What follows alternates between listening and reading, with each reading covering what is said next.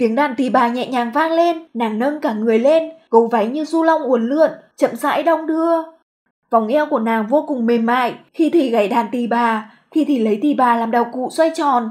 Trang sức trên cánh tay đinh đang vang vọng, giơ tay nhấc chân đều lộ ra vẻ mị hoặc câu nhân, thân thể mềm mại như dương liễu. Nhịp điệu bắt đầu từ chậm biến thành nhanh, từ yếu ớt trở nên mạnh mẽ. Nàng dẫm chân xuống đất, đem đàn xoay ra sau lưng, âm thanh hỏa tấu bỗng nhiên cao vút, chấn động đến mức tai của Tạ Liên Thành cảm thấy ê ẩm. Hắn không tự chủ được đưa mắt liếc nhìn. Đàn tỳ bà trong tay nàng lơ lửng ở phía sau lưng, lại vẫn phát ra tiên âm. Nàng vừa gảy đàn vừa múa, thân hình mềm mại uyển chuyển, là lướt như gió. Phản đàn tỳ bà, là phản đàn tỳ bà, quả thật là tuyệt diệu. Trong Lang Nha Tử có một bức bích họa ngàn năm dài đến 10 mét miêu tả tứ đại mỹ nhân. Bức thứ nhất chính là mỹ nhân Phi Thiên nhảy múa điệu phản tỳ bà. Khi Giang Tiểu Lâu dùng cái tên Đào Yêu biểu diễn phản đàn tỳ bà, toàn bộ quốc sắc thiên hương đều kinh ngạc ngưỡng mộ không thôi. Vũ điệu của nàng càng lúc càng nhanh, tiếng đàn thanh thoát như một đóa mẫu đơn xinh đẹp muôn người chú ý. Giang Tiểu Lâu đột nhiên ném đàn tỳ bà, Vương Hạc bắt được, ôm tỳ bà trong tay ngơ ngác nhìn nàng, gần như ngây dại. Chiếc vòng vàng trên cánh tay nhỏ nhắn của nàng được rút ra, ống tay áo đột nhiên đổ xuống. Điệu múa của nàng biến hóa, từ cao vút trở nên nhu hòa, từ ác liệt trở nên phiêu dật. Là trường ca thủy tụ trên bức mỹ nhân đổ thứ hai. Thẩm Trường An ngơ ngác, thần thái vũ điệu này của nàng chẳng khác gì bản trường ca trên bức họa được tái sinh. Ngô Tử Đô gật đầu liên tục, là thơ lại là múa, thật hiếm có khó tìm. Giang Tiểu Lâu khẽ mỉm cười, ngửa đầu xé ống tay áo, lần thứ hai biến hóa. Thân thể của nàng đung đưa theo từng bước chân, tựa như phù vân giữa không trung, lại như chuồn chuồn đạp nước, phảng phất giống như tiên nữ dưới Long Cung, bay tới bay lui trên sóng nước. Là Lăng Ba Vũ, bức bích họa thứ 3, Vệ Công Công nheo mắt lại. Khi mọi người nhìn đến say mê, tiếng đàn du dương bỗng biến thành tiếng tiêu u lạnh, tiêu điều hoang phế. Giang Tiểu Lâu nhẹ nhàng xoay người, cởi bỏ bộ hoa phục, lộ ra bộ đồ màu trắng dịu dàng bên trong.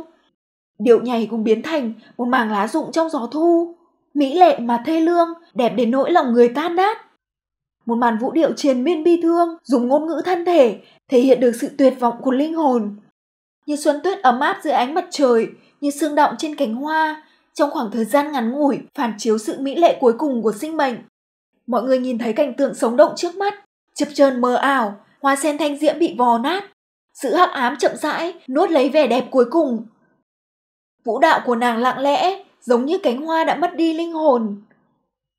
Vũ đạo của nàng là sự la hét thống khổ, là tiếng thở dài trong đêm thâm. Như sự kiêu ngạo của người được 3.000 sủng ái, lại như cất giấu tất cả khổ hạnh nhân sinh. Mọi người hoàn toàn bị thần phục trong sự mỹ lệ tuyệt vọng này. Có người bị vũ điệu này khơi dậy những tâm sự không tên, trong mắt lấp lánh lệ quang. Chỉ có Tạ Liên Thành ngơ ngác nhìn, như đang nhìn thấu tâm can của Giang Tiểu Lâu. Nàng xinh đẹp rực rỡ như vậy, Tạ Liên Thành lại rõ ràng nhìn thấy, bên trong sự rực rỡ xinh đẹp đó là những ưu thương tận cùng xương tủy. Tuyệt vọng, đau thương, bi phẫn, muốn được giải thoát nhưng lại bị ràng buộc cầm tù. Những vết thương toàn thân vẫn ngang ngược hành hạ, giữa tuyệt vọng âm u là tận cùng oán hận. Trong lúc mọi người hồn bay phách lạc, tiếng tiêu đột ngột đứt đoạn, thân thể Giang Tiểu Lâu như lưu vân bay xuống. Cả người nàng chậm rãi, nằm rạp trên mặt đất, thật giống như uyên ương đã mất đi tình nhân, lặng lẽ chút hơi thở cuối cùng. Yên tĩnh hài hòa như vậy, hoàn toàn tách biệt với thế gian. Hàng mi dài của Giang Tiểu Lâu buông xuống, che lại tình cảm trong đáy mắt. Tạ Liên Thành khẽ nỉ non, là cái chết của Liên Y. Phi Thiên, Trường Ca, Vân Thường, Liên Y chính là tứ đại mỹ nhân trong bức họa ở Lang Gia Tử. Phi Thiên phản nghịch rực rỡ, phản đàn tỳ bà, Trường Ca mềm mại trang nhã, thủy tụ khuynh thành, Vân Thường phiêu giật hào hiệp, Lăng Ba vi bộ, cộng thêm phong thái trác tuyệt nhưng thê lương đến cực điểm, chính là cái chết của Liên Y ở màn cuối cùng. Kể về độc môn vũ đạo của 4 vị tuyệt đại giai nhân. Vệ Công Công là người đã gặp qua biết bao mỹ nhân, sau khi chiêm ngưỡng màn múa của Giang Tiểu Lâu lại trở nên im lặng, không thốt nên lời. Rất lâu sau đó, hắn mới thở dài. Ta không còn gì để nói, ta chưa từng nghĩ đến có một người có thể hội tụ vẻ đẹp của thiên hạ, cũng chưa từng thấy được màn biểu diễn đặc sắc như vậy. Cô gái thế này sao lại có thể lưu lạc phong trần? Tạ Liên Thành nhìn chằm chằm Giang Tiểu Lâu, lộ ra biểu hiện suy tư. Vương Hạc si ngốc ôm đàn tỳ bà lẩm bẩm, có mỹ nhân thế này, có khác gì tuyệt sắc mỹ nhân trong thiên hạ, đều nằm trong lòng bàn tay. Mọi người lúc này mới đột nhiên thức tỉnh, tiếng vỗ tay ùn ùn không dứt. Đúng vào lúc này, một nam tử áo tím chậm rãi bước tới, dung nhan phong lưu cao quý, đôi mắt nửa cười nửa không, đẹp đến mức làm người nghẹt thở, lại mang theo khí chất tà mị, đúng là thiên hạ vô song. Trên người hắn có một loại sức mạnh thần bí, hết sức mê hoặc, giống như lưỡi đao có độc, lại giống như thuốc phiện thơm ngát.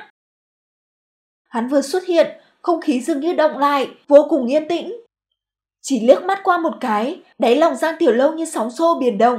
Dù cho thiên địa nứt gãy, dù cho biển cạn đá mòn, nàng cũng sẽ không bao giờ quên người nam nhân này. Từ Y Hầu, Tiêu Quan Tuyết. Trên người Tiêu Quan Tuyết có một loại mị lực tà ác, khiến người ta biết rõ trước mắt là vực sâu vạn trượng nhưng vẫn cam tâm tình nguyện rơi xuống. Một người có ngoại hình tuấn mỹ như thế lại có lòng dạ ác độc đến cùng cực, như là rắn độc hồ ly, lý trí và lạnh lùng. Tiêu Quan Tuyết từ trên cầu thang chậm rãi đi xuống, đứng từ trên cao nhìn xuống Giang Tiểu Lâu.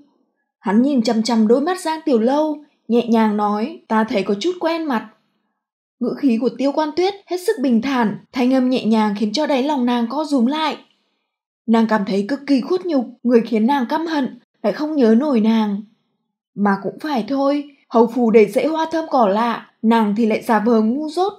Hắn chỉ cho rằng nàng là một lễ vật tầm thường, ngay cả liếc nhìn một cái cũng phải luyến tiếc.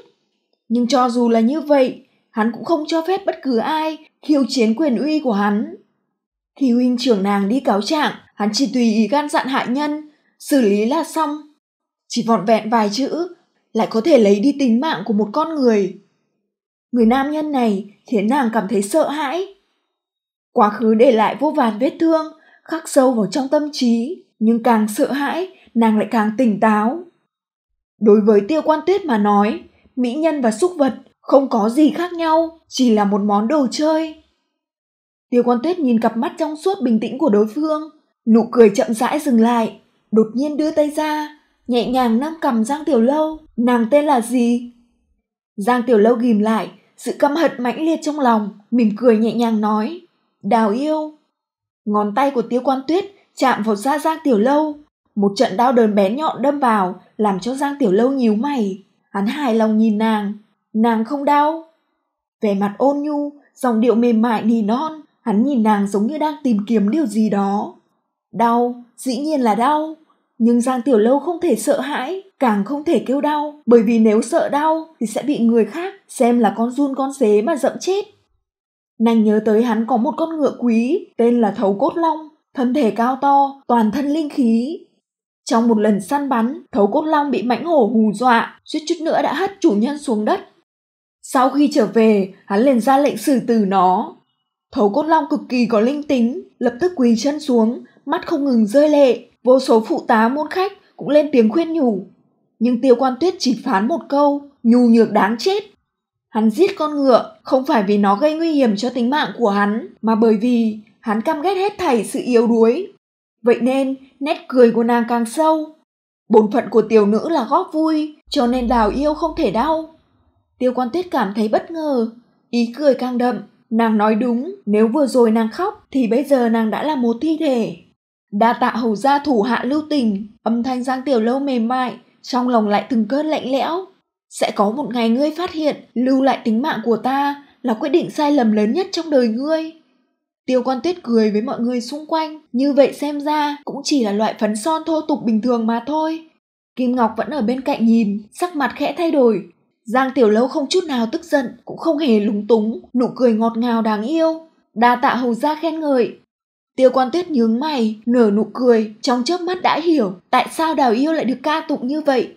Thần thái kiều mị dịu dàng, gương mặt tinh xảo khéo léo, ai nói nữ tử mê hoặc lòng người, phải là loại xinh đẹp nhưng không đoan chính. Nàng lại có gương mặt thanh lệ, dáng dấp thanh thuần, giống như một đóa sen màu trắng, lại có thể che lấp muôn tiếng nghìn hồng. Quan trọng hơn chính là bị nói thành loại phấn son thô tục cũng không tức giận, còn có thể cười ôn nhu như thế, xinh đẹp vô tội như thế. Nếu không có tâm tư sâu xa hoặc là có mưu đồ khác thì chính là có cả hai. Tiêu Quan Tuyết cong môi, hững hờ nói, đúng là khá thú vị. Giang Tiểu Lâu như chút được gánh nặng, ở thời điểm chưa có gì trong tay, nàng đã gây được sự chú ý của Từ Y Hầu. Buổi tối hôm nay thực sự kích thích.